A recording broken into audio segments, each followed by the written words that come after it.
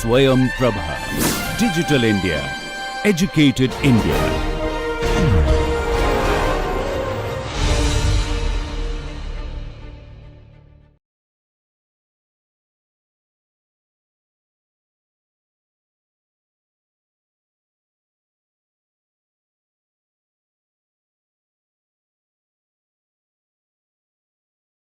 Hello students, welcome to today's lecture on Pokhran-1, Pokhran-2 and their aftermath, examining India's journey to becoming a declared nuclear weapon state. India conducted its first nuclear test on May 18, 1974 at the Pokhran test range located in the Thar desert of Rajasthan. The operation was given the code name Smiling Buddha, because the test occurred on Buddha Jayanti, the birth anniversary of Buddha. Whether this timing was intentional or coincidental remains debated amongst historians. The nuclear device was placed in a shaft dug 107 meters underground to contain the explosion and prevent radioactive leakage. It was a plutonium implosion designed using plutonium produced in the Cyrus reactor that Canada had provided. Understanding Pokhran-1 requires appreciating its enormous history or historic significance for India and the world. This was the culmination of decades of systematic nuclear program development since independence. India demonstrated technical capability to design, fabricate, and detonate a nuclear explosive device. The test validated years of scientific research, engineering work, and strategic planning by Indian scientists. It announced India's entry into the exclusive nuclear club previously limited to 5 nations. However, the Indian government very carefully labeled it as a peaceful nuclear explosion, not weapons test. Let us examine the technical details of this device. The Pokhran-1 device had an explosive yield of approximately 8 to 12 kilotons of TNT equivalent. Different estimates exist, with some source suggesting closer to 8 kilotons and others 12 kilotons. The plutonium used as a fissile material came from Cyrus research reactor at Trombay. Cyrus had been provided by Canada ostensibly for peaceful research purposes. The design was implosion type, where conventional explosives compress plutonium core to achieve critical mass. The device was placed 107 meters deep in a specially prepared shaft. Successful detonation occurred exactly as planned with no technical problems. Importantly, there was no radioactive leakage detected outside the test site perimeter. Understanding these technical details shows India's sophisticated nuclear capability. The successful test on first attempt was a remarkable achievement. Many countries had failures in early tests, but India succeeded immediately. Indigenous design and fabrication were emphasized, though foundation came from earlier corporations. The yield was sufficient to demonstrate capability without being provocatively large. The controlled underground test showed responsible approach to testing. Let us look at the peaceful nuclear explosion label. India officially described Pokhran-1 as peaceful nuclear explosion, not nuclear weapon test. The government insisted this was for civilian application, not for military purposes. Various peaceful uses of nuclear explosion were cited as justification. Mining operations could benefit from nuclear explosions to break rock. Canal digging and harbor construction were mentioned as potential applications. Large-scale earth-moving projects could supposedly use nuclear explosion. Understanding this peaceful label requires recognizing its strategic purpose. The distinction between peaceful and weapons explosion was essentially semantic. The technology, physics, and materials are identical for both the purposes. A device that can be peaceful explosion can equally be weapon if delivered differently. The peaceful label was political and diplomatic strategy. It allowed India to avoid full international condemnation as a weapons proliferator. India argued it was not violating any commitments since peaceful explosions were different. However, the international community was largely skeptical of this distinction. Most countries recognized it as a de facto weapons test. The label fooled no one but provided some diplomatic cover. Let us examine domestic reaction. The domestic reaction in India to Pokhran-1 was overwhelmingly positive with widespread jubilation. National pride in this technological achievement was expressed across the country. The scientific accomplishment was celebrated as proof of India's capabilities.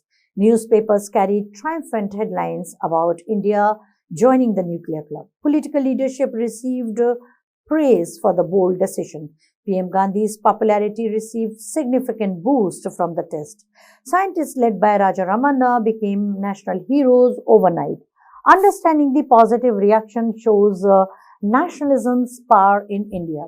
The test came at a time when India faced various domestic challenges. Economic problems and political opposition had created difficulties for Gandhi government. The nuclear test provided welcome distraction and nationalist rallying point. Opposition parties initially supported the test despite criticizing government otherwise.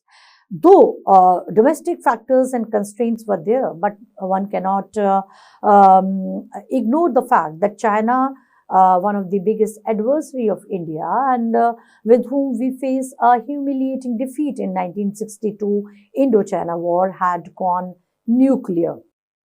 Very limited criticism was voiced about the cost or risk. Gandhian peace activists and some intellectuals questioned the decision. However, they were minority voices drowned out by nationalist celebration. The public did not question peaceful nuclear explosion label. Most Indians simply celebrated that India had demonstrated nuclear capability. Let us look at international condemnation. International reaction to Pokhran-1 was strongly negative with widespread condemnation. Many countries viewed the test as violation of the spirit of peaceful nuclear cooperation. Proliferation concerns were raised about other countries following India's example. The test challenged the emerging non-proliferation regime centered on the NPT. Nuclear weapons states particularly criticized India for breaking the nuclear taboo. Non-aligned countries had mixed reactions, with some supporting India. Understanding international condemnation requires context of the time. NPT had entered into force in 1970, just 4 years earlier. Efforts to prevent nuclear weapons spread were gaining momentum. India's test was seen as a major setback to these efforts. The peaceful nuclear explosion label was widely dismissed as transparent cover. Countries that had provided nuclear assistance felt particularly betrayed. Canada, which had supplied Cyrus reactor, was extremely angry. United States, which had provided heavy water, also felt deceived. Materials provided for peaceful purposes had been diverted to weapons program. Let us examine Canada's specific response. Canada's response to Pokhran-1 was particularly strong given its role in helping India's nuclear program. Canada immediately terminated all nuclear cooperation with India. Canadians felt deeply betrayed because Cyrus reactor had been provided for peaceful research. Plutonium used in the device came from Cyrus reactor, making Canadian contribution direct. Canada also suspended its broader aid programs to India. Bilateral relations between the two countries were severely damaged for decades. Understanding Canada's anger requires recognizing its anti-nuclear weapons stance. Canada was a strong supporter of nuclear non-proliferation and disarmament. The country took pride in its peaceful nuclear cooperation program. India's use of Canadian supplied reactor for weapons test was seen as betrayal of trust. Canadian public opinion strongly supported the government's tough response. Incident fundamentally changed Canada's approach to nuclear cooperation. Much stricter safeguards and conditions were now imposed on all future nuclear assistance. Canada became advocate for tighter international nuclear export controls. The relationship between India and Canada took many, many years to recover. Trade and diplomatic ties were affected beyond just nuclear cooperation. Let us look at broader US response. US imposed sanctions on India, though they were not as severe as later 98 sanctions. Nuclear cooperation was immediately terminated following the test. Technology denial policies were implemented to restrict India's access to sensitive technologies. The supply of enriched uranium fuel for Tarapur nuclear power plant became contentious issues. US initially continued fuel supply, but with increasing restrictions and conditions. Understanding US response shows the complicated relationship between the countries. United States was disappointed but not entirely surprised by India's test. Intelligence had suspected India might be developing nuclear weapons capability. The Cold War context meant US had other priorities in South Asia. A relationship with Pakistan and concerns about Soviet influence complicated US policy towards India. Sanctions were imposed but were not comprehensively enforced. Some technology transfers continued in non-nuclear areas. The response was designed to punish but not completely isolate India, as maybe US was skeptic of greater Soviet intervention in South Asia and particularly through India. Over time, US gradually adjusted to India's nuclear status. The Tarapur fuel supply issue was eventually resolved. Relations remained strained but not broken. Let us examine the nuclear suppliers group information. The Nuclear Suppliers Group was formed in 1975 as a direct response to India's 74 test. This export control regime aimed to prevent nuclear proliferation through technology denial. Major nuclear supplier countries came together to coordinate their export policies. The goal was to restrict transfer of nuclear and dual-use technology. Guidelines were established for nuclear exports requiring strict safeguards. Understanding NSG formation shows how India's test changed international nuclear governance. The existing non-proliferation regime had relied heavily on NPT. However, India's test showed NPT was insufficient. A country could develop weapons capability outside the treaty framework. Nuclear technology could be obtained through peaceful cooperation, then diverted. The NSG aimed to close this loophole by controlling technology at the source. Member countries agreed not to export sensitive technologies without strict conditions. Dual-use technologies that could serve both civilian and military purposes were controlled. The NSG guidelines became increasingly stringent over the decades. India found itself isolated from nuclear commerce. Access to technology, equipment, and materials became very difficult. India had to develop indigenous capabilities under these constraints. The NSG ironically became major obstacle to India decades later. Let us examine the strategic restraint period. After the 1974 test, India entered a remarkable period of strategic restraint lasting 24 years. No further nuclear tests were conducted until 1998. India neither fully weaponized nuclear capability nor abandoned the program. The option was preserved while avoiding provocative actions. Nuclear ambiguity was maintained as deliberate policy. Understanding this restraint period requires examining multiple factors. International pressure and sanctions made further testing costly. Economic consequences of complete isolation would have been severe. Domestic political factors also played role in restraining weaponization. Different governments had different views about all, but they all maintained ambiguity. The strategic environment did not demand immediate weaponization. Pakistan had not yet tested nuclear weapons. China was a distant threat but not immediate danger. India could afford patience given the circumstances.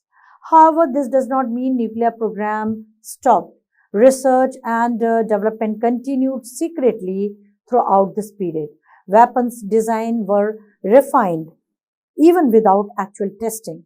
Delivery system, including missiles, were developed systematically. The ambiguities served India's interests better than open weaponization. Let us look at what continued during this period. Several factors explain why India did not weaponize immediately after the 1974 test. International pressure and threat of complete isolation was significant deterrents. Economic cost of comprehensive sanctions would have been substantial for developing country like India. Limited technical capability meant weaponization would require significant additional investment. The 1974 device was crude and not deliverable weapon. Much more work was needed to develop actual deployable weapons. Understanding these constraints shows pragmatic calculation. No immediate security threat demanded urgent weaponization. Pakistan had not tested. The period saw some ditha in Indo-Pakistani relations at times. China was nuclear armed but not posing immediate threat. Domestic political factors also mattered significantly. Different governments had different philosophies about nuclear weapons. Congress Party government after Indira Gandhi, less enthusiastic about weapons. Janata Party government that ruled from 77 to 1980, even less interested. Nuclear ambiguity became accepted policy across governments. The option was preserved but commitments avoided. Resources could be allocated to other priorities. Weaponization could wait until circumstances demanded it. Let us examine what continued developing. Although India did not conduct further tests, research and development continued actively throughout the 1980s and 90s. Work on nuclear weapons design proceeded systematically at Bhabha Atomic Research Centre. The missile program made dramatic progress during this period. The Integrated Guided Missile Development Program was launched in 1983. Agni ballistic missile was first tested in May 1989. This gave India potential delivery system for nuclear weapons. Understanding continued development shows India kept options open. Scientists worked on improving warhead designers without actual testing. Computer modeling and simulations were used extensively. Pakistan's nuclear program was advancing during this period. A.Q. Khan's network was helping Pakistan develop weapons capability. India needed to maintain its edge over Pakistan. Chinese nuclear modernization also provided impetus for Indian development. Missile technology was particularly important for credible deterrence. Short-range Prithvi missiles and longer-range Agni were developed. By mid-1990s, India had sophisticated weapons designs ready. Only actual testing was needed to validate the designs. The infrastructure and capability for weaponization existed. Political decision was what was lacking. Let us examine changing strategic environment. The 1990s brought significant changes in strategic environment that affected India's nuclear calculus. Cold War ended with the Soviet Union's collapse in 1991. This removed the bipolar structure that had defined international relations. India lost its implicit Soviet backing in regional conflicts. Pakistan's nuclear program continued advancing steadily. By mid-1990s, it was clear Pakistan had weapons capability. China too was modernizing its nuclear forces and expanding its arsenals. Understanding these changes explains the pressure for Indian testing. Comprehensive test ban treaty negotiations were ongoing. The CTBT would ban all nuclear testing once it entered into force. India risked being locked into non-weapons status permanently if CTBT came into force. Existing weapons designs needed to be validated through testing. Computer modeling was useful, but actual tests data essential. The window for testing was closing as international norms against testing strengthened. Domestic political landscape was also changing. BJP was emerging as major political force. The party had explicitly pro-nuclear weapons position. The combination of security pressures and political factors changed international environment and hostile neighbors getting nuclear capability or modernizing their already existing nuclear capability were all important factors working behind.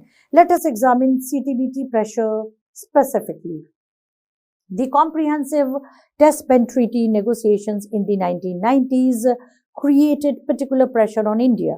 The CTBT aimed to ban all nuclear explosive tests by all countries. Negotiations proceeded through the Conference on Disarmament in Geneva. The treaty was opened for signature in September 1996. Understanding CTBT impact requires recognizing India's dilemma. If India signed without testing, weapons capability would be permanently uncertain. Untested designs would lack credibility as deterrent. Validated weapons capability required actual testing before CTBT entered into force. India strongly opposed CTBT as discriminatory treaty. The treaty would freeze the advantage of countries that had already tested extensively. Nuclear weapons states had conducted hundreds of tests. They had refined and perfected their weapons designs. India and other non-weapons states would be prevented from testing. India refused to sign CTBT, citing discriminatory nature. However, refusal to sign increased international pressures. The treaty was expected to eventually come into force. India needed to decide whether to test before that happened. The CTBT created time pressure for decision. Let us look at BJP's position. Bharatiya Janata Party had clear and explicit position favoring nuclear weapons. The party criticized the strategic ambiguity maintained by Congress governments. BJP argued India should openly declare nuclear weapons status. Clear deterrent capability was needed given security threats. The party's 1998 election manifesto explicitly mentioned nuclear policy. It promised to exercise option to induct nuclear weapons. Understanding BJP's position shows ideological commitment. The party represented Hindu nationalist perspective. A strong military, including nuclear weapons, was part of this vision. National pride and prestige motivated weapons advocacy. BJP supporters saw nuclear weapons as a symbol of Indian power. The party criticized previous governments for being weak on security. Open weaponization would demonstrate India's strength. International pressure should be defied. The manifesto commitment was specific and unambiguous. After forming government in March 1998, BJP moved quickly. The promise to supporters needed to be fulfilled. Let us examine a government formation. The BJP-led coalition government was formed in March 1998 after general elections. Atal Bihari Vajpayee became Prime Minister, leading coalition of multiple parties. George Fernandes was appointed as Defense Minister. Both Vajpayee and Fernandes were known nuclear weapon advocates. The government included several other leaders sympathetic to nuclear weapons. Understanding government formation shows nuclear hawks were in power. The BJP's election manifesto had explicitly promised to induct nuclear weapons. Supporters expected the government to fulfill this commitment. The decision to test was made soon after the government took office. Within weeks, preparations for testing were accelerated. Scientists who had kept weapons designs ready were given go-ahead. The Pokhran test site was prepared under conditions of extreme secrecy. Previous government had nearly tested in 95-96 but backed down under US pressure. The Vajpayee government was determined not to be deterred. The political will existed to proceed despite international consequences. Let us examine the decision for Pokhran-2. The decision to conduct Pokhran Test 2 was made soon after the BJP government took office.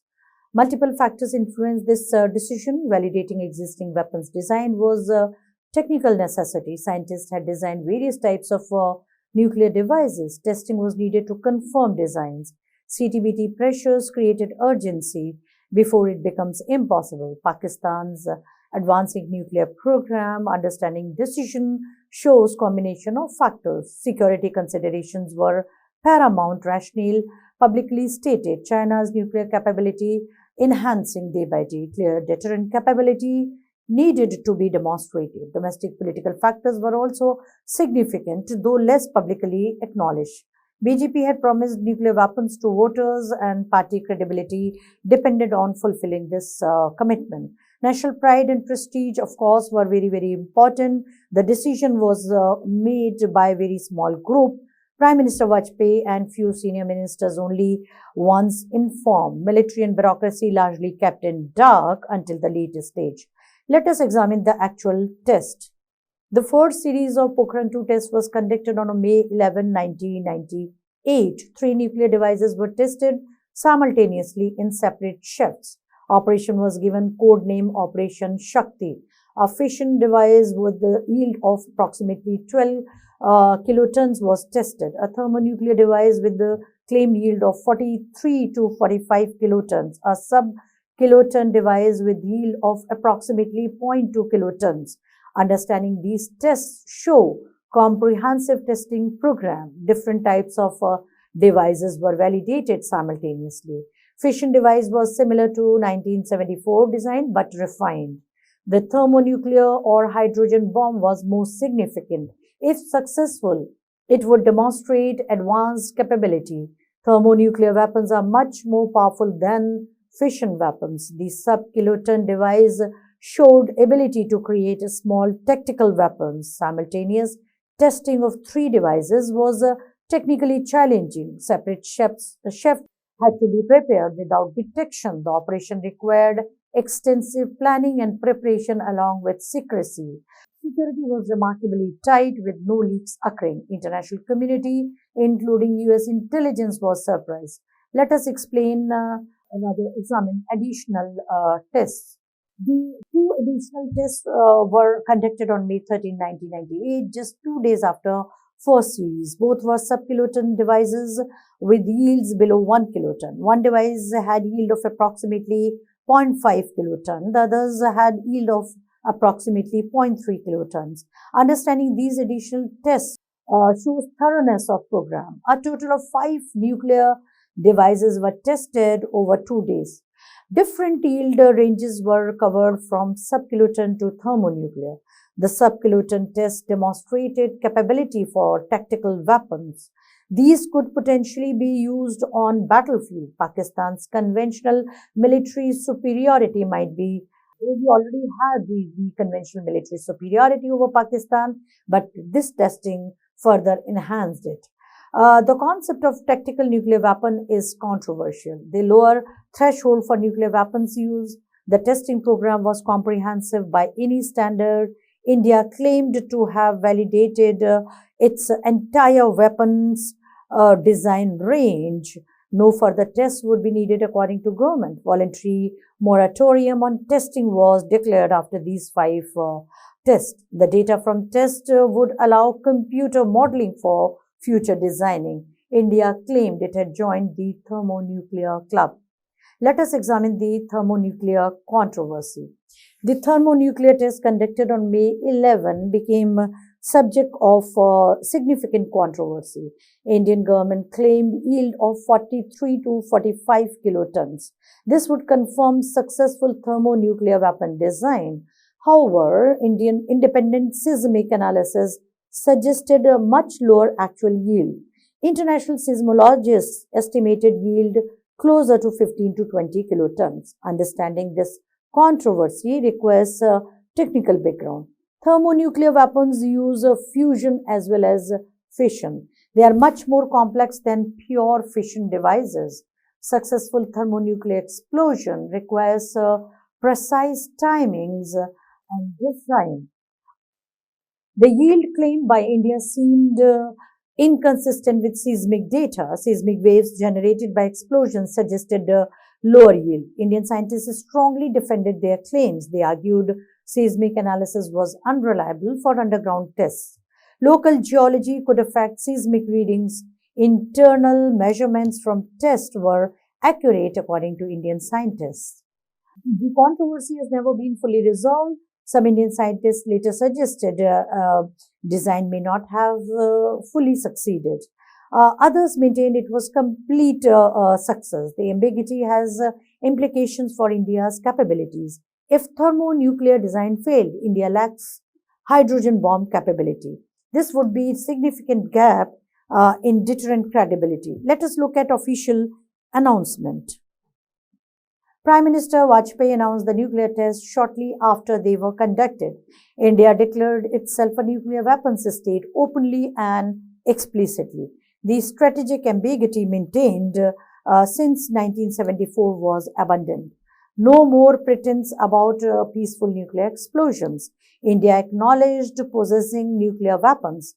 Understanding the announcement shows major policy shift. The decades of ambiguity were deliberately ended. India wanted clear recognition as a nuclear weapon state. The announcement was made with pride and defiance. Vajpayee's statement emphasized India's achievement. Scientific and technological capability was highlighted. National security justification was provided. India faced threats from nuclear-armed neighbors.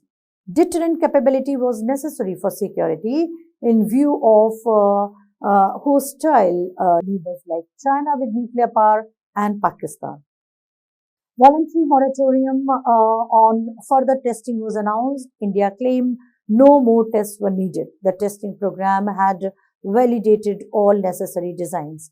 India would show restraint despite having capability. A responsible nuclear weapons state India would be. The announcement generated huge domestic response. Let us see the domestic reaction.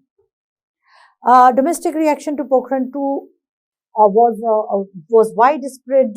of widespread jubilation and nationalist celebration. National pride in the nuclear achievement was expressed across the country.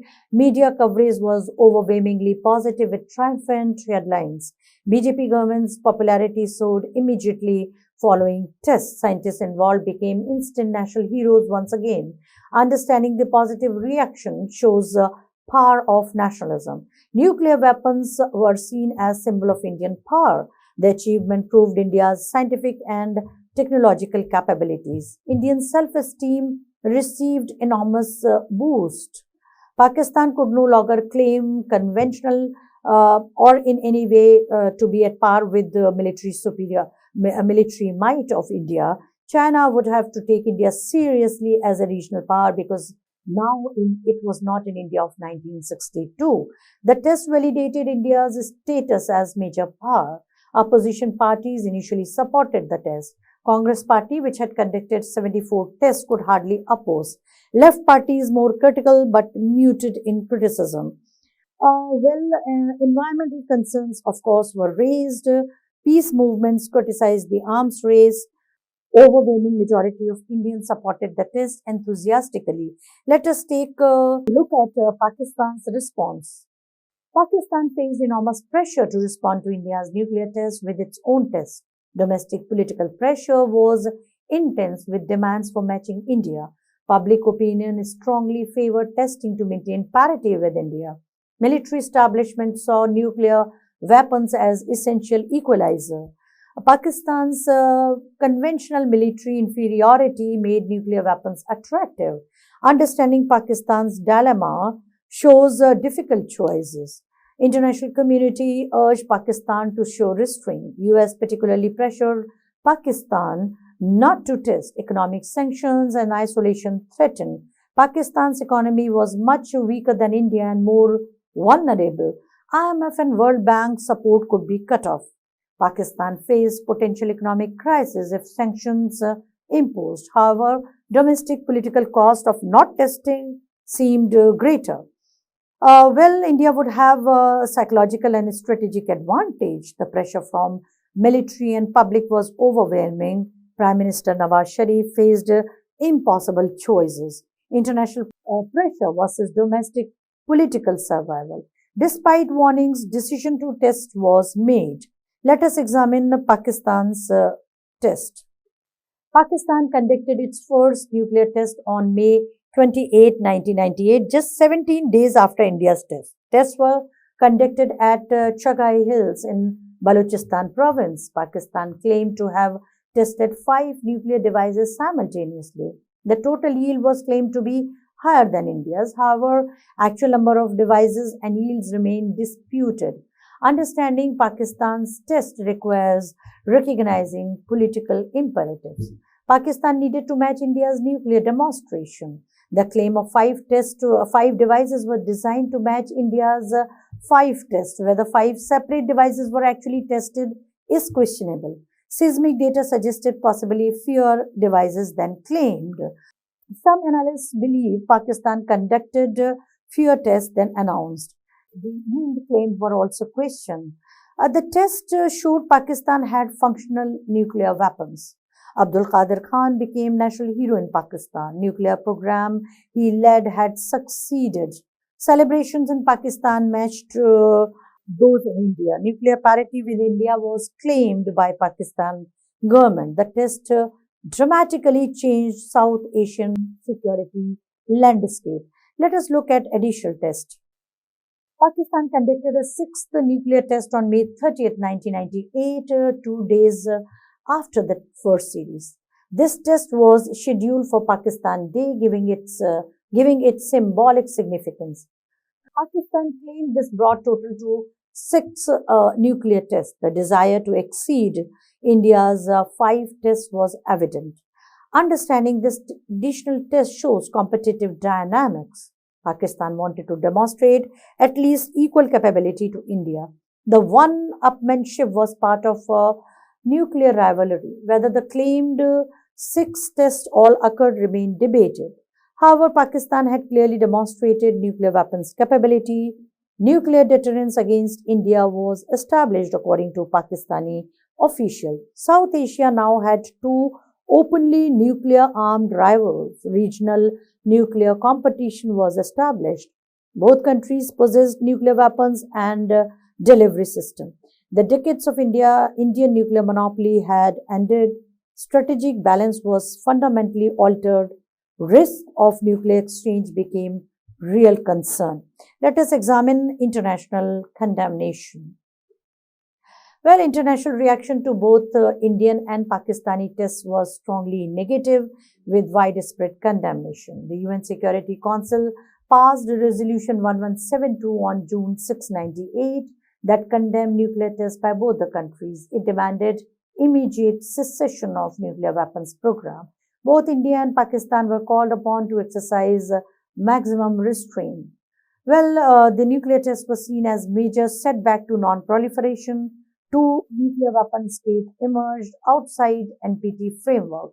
The test threatened to unravel the entire non-proliferation regime.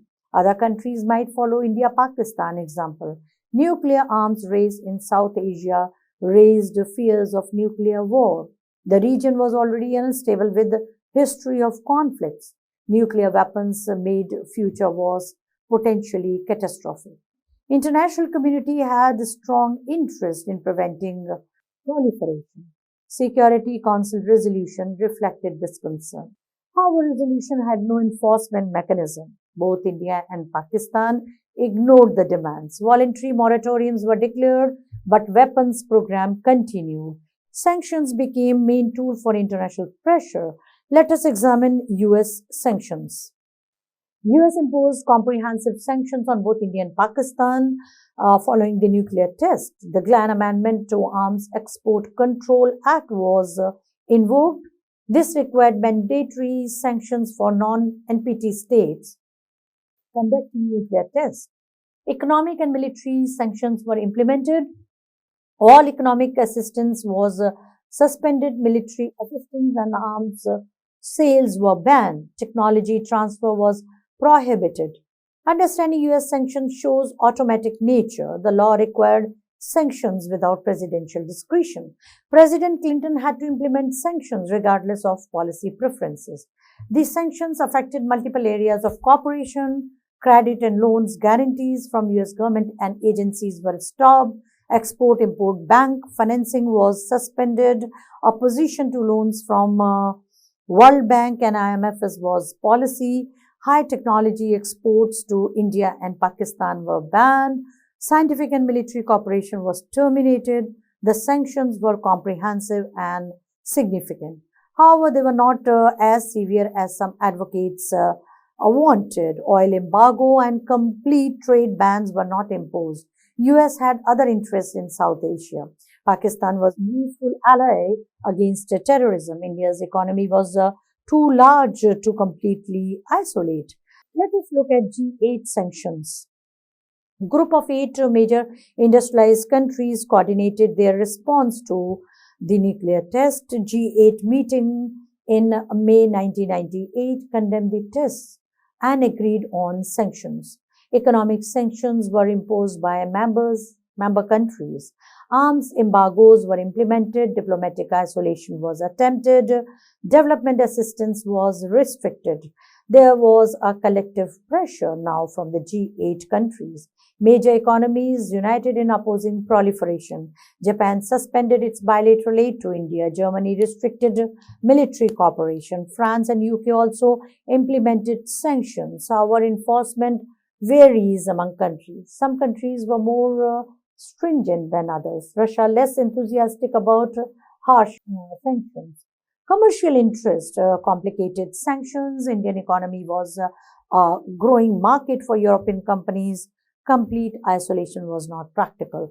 Sanctions were significant but not crippling. Multilateral pressure created cost for India. International standing was damaged.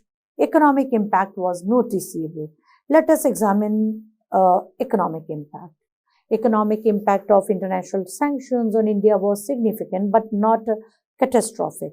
Foreign investment flows declined as investors worried about stability. Indian rupee depreciated against major currencies. Stock markets fell sharply in immediate aftermath of this. Credit rating agencies downgraded India's sovereign rating. Well, economic cost requires perspective. Understanding economic cost requires perspective. These sanctions created real economic pain. Access to international credit became more expensive. Technology transfer in various sectors was restricted. Some infrastructure projects lost financing. Indian companies faced difficulties in international markets. However, Indian economy proved resilient. The country was not completely dependent on foreign aid. Large domestic markets provided buffer. Indian companies found ways around some restrictions.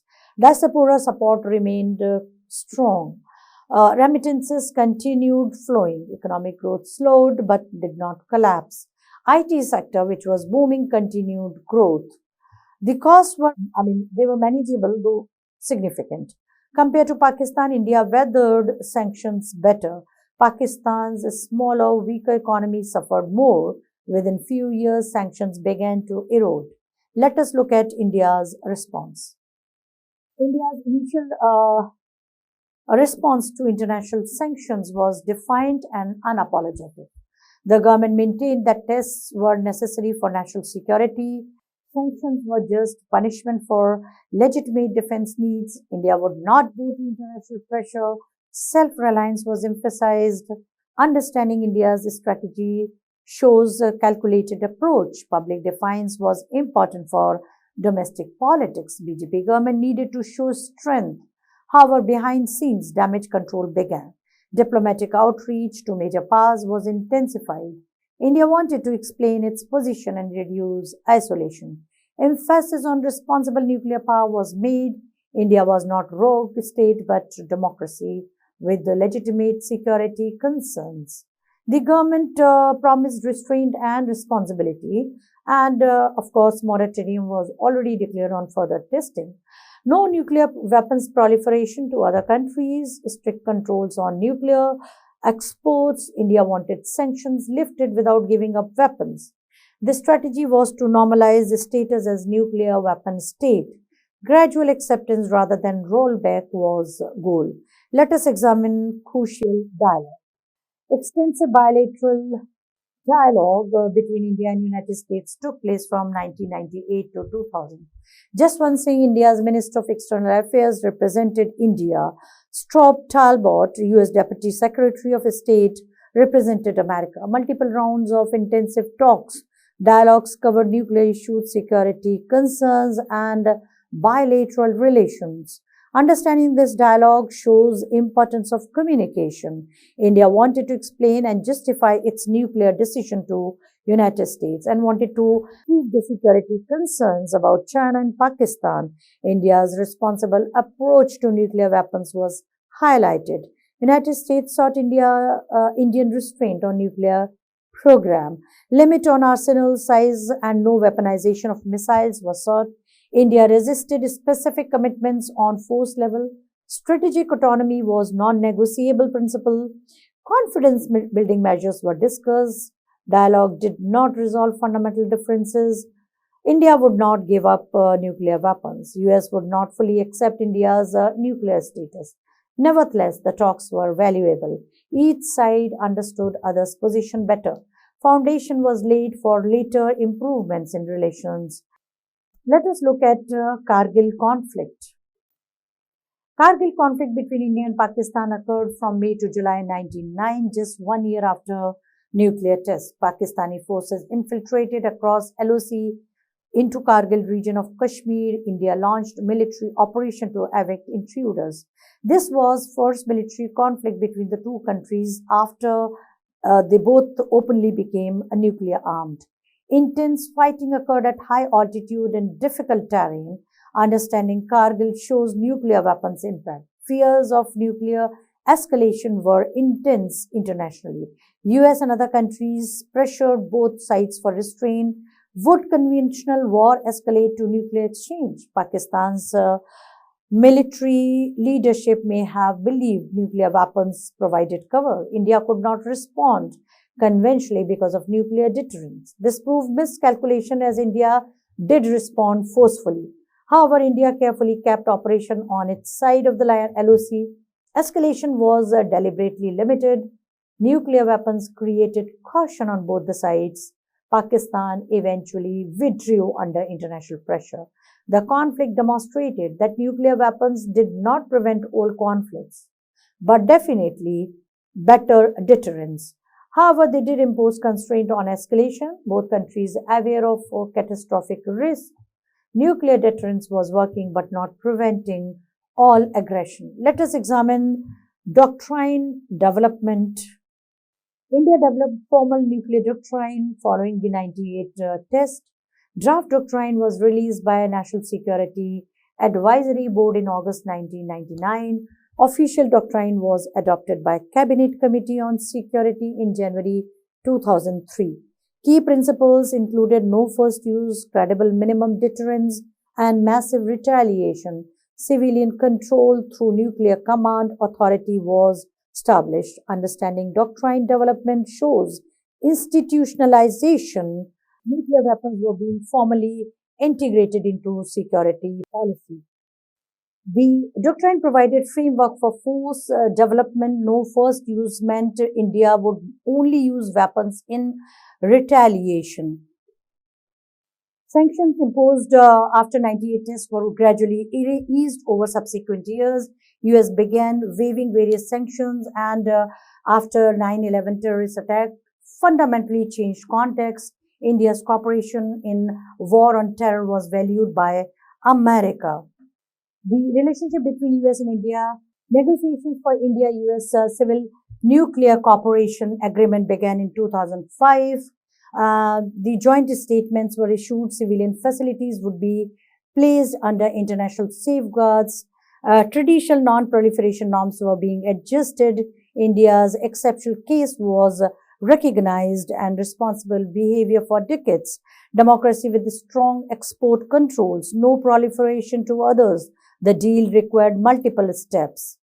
Well, Pakistan's nuclear program developed in parallel with India's, but with different characteristics. After 98, Pakistan fully weaponized its arsenals. Regional nuclear competition was established. Both countries built substantial arsenals. Delivery systems were developed. Nuclear weapons seen as equalizer against India's conventional superiority. However, India cannot freely use conventional force. However, Pakistan's lower threshold increases risk. Tactical weapons used in conflict could escalate. Both countries have vulnerable command systems. The potential for nuclear exchange remains concern, and regional stability depends on mutual deterrence. Let us examine arsenal development. Both India and Pakistan developed substantial nuclear arsenals after 98. Warhead numbers increased steadily. Both countries continue producing fissile material. Understanding arsenal development shows arms competition. Multiple delivery systems were developed. Ballistic missiles of various ranges deployed. Complete nuclear tried capabilities sought. Pakistan focused more on long land-based missiles. Both countries improved warhead designs, miniaturization achieved for lighter weapons, multiple warheads on single missile developed. The arsenals are being continuously modernized. New missile types tested regularly. Command and control systems improved. Estimates from international think tanks vary. The trend is towards larger, more sophisticated arsenals. Let us look at strategic stability. Well, questions about deterrence stability between India and Pakistan remain significant. Nuclear threshold uncertainty creates risk. Pakistan's first use doctrine lowers threshold. Stability challenges requires examining multiple factors. Crisis stability means neither side has incentive to strike first. Arms race stability means neither seek overwhelming advantage. Both types of stability are fragile in South Asia. Command and control vulnerabilities exist. Decision-making time very short given proximity. Missile can reach targets in minutes. This compressed timeline increases risk. Accidental launch possibilities exist. Miscalculation in crisis could occur. Pakistan's tactical nuclear weapons particularly problematic. Their use in conflict could trigger massive Indian retaliation. Escalation control becomes extremely difficult. Confidence building measures are limited. Communication channels exist, but trust is lacking. Crisis management mechanisms are weak. Future technologies create new instabilities. Missiles with multiple warheads complicate deterrence. Missile defense system under development. These could undermine deterrence. Space and cyber dimensions add complexity. Let us examine the China factor. Well, China's nuclear capabilities are far superior to India's, creating strategic asymmetry. China possesses much larger nuclear arsenal than India.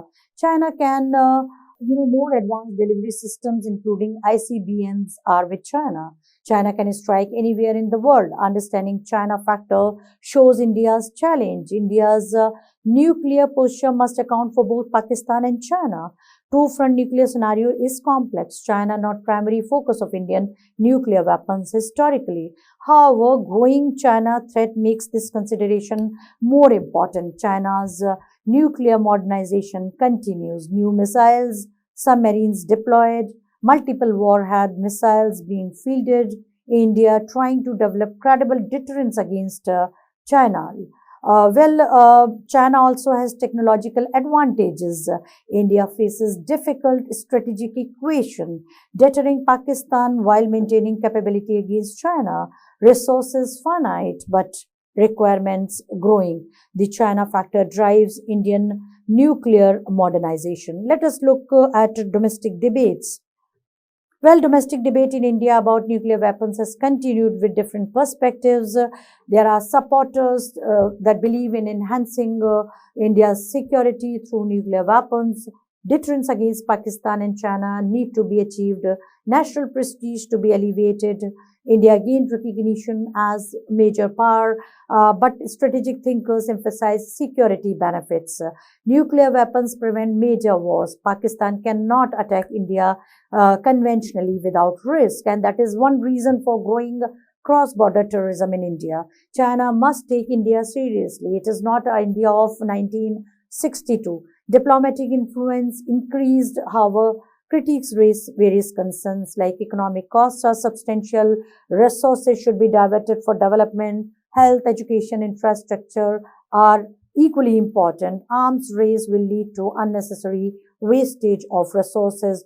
Environmental concerns about testing and waste is also equally important. Democratic accountability lacking, public excluded from decisions, parliamentary oversights uh, insufficient, secrecy justified by security. How much should poor countries spend on weapons? Is nuclear deterrence worth the cost? Let us examine non-proliferation impact. India conducted Pokhran-1 peaceful nuclear on May 18, 1974, demonstrating nuclear capability. 24 years of strategic restraint followed, during which India never weaponized nor abandoned program. Pokhran-2, conducted in May 98 with 5 devices validated, comprehensive weapons designs. Pakistan responded with 6 nuclear tests.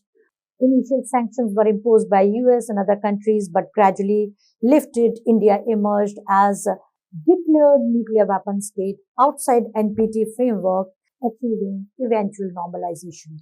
The test fundamentally transformed South Asian security landscape, creating permanent nuclear deterrence relationship. Long-term consequences include enhanced Indian power status, but also ongoing risk of nuclear conflicts. Thank you.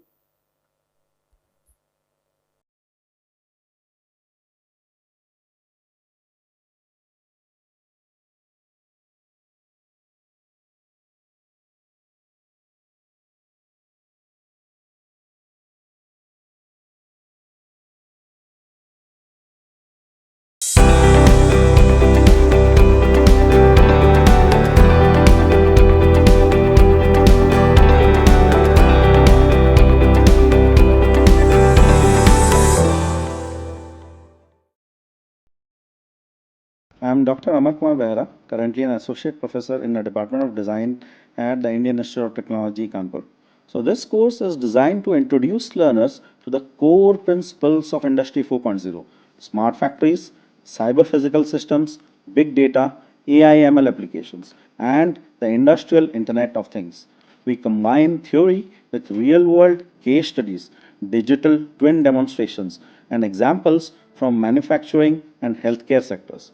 Learners can expect to gain both conceptual clarity and practical insights, preparing them to design, innovate, and deploy Industry 4.0 solutions in real industrial settings. It is ideal for students and professionals in design, mechanical engineering, manufacturing, mechatronics, and computer science, or anyone curious about the future of smart, connected industries. Swayam Prabha is a remarkable initiative by the Ministry of Education. It brings high quality, curriculum based content to millions of learners across India, free of cost. Just visit www.swayamprabha.gov.in. Then scroll down and click on Higher Education, and from there you can access the various channels and explore courses on Swayam Prabha channels.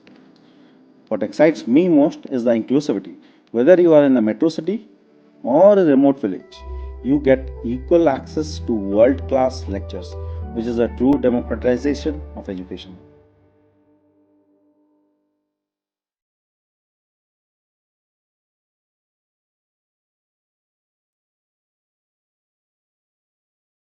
I am Dr. Jupi Gogoi. I work in the Faculty of Law, Delhi University. This course on intellectual property in Assamese is going to really help the academic fraternity of Assam. By going through this course and by listening to the lectures, students and other academics are going to have a good understanding of the subject. First, you need to visit www.swayamprabha.gov.in. Then scroll down and click Higher Education. From there, you can access the various channels. Awareness of IPR is very important today. IP education at a very basic level is also taught in schools. I feel this course is really going to benefit undergraduate and postgraduate students, not only of law, but it is going to be helpful for students across all disciplines.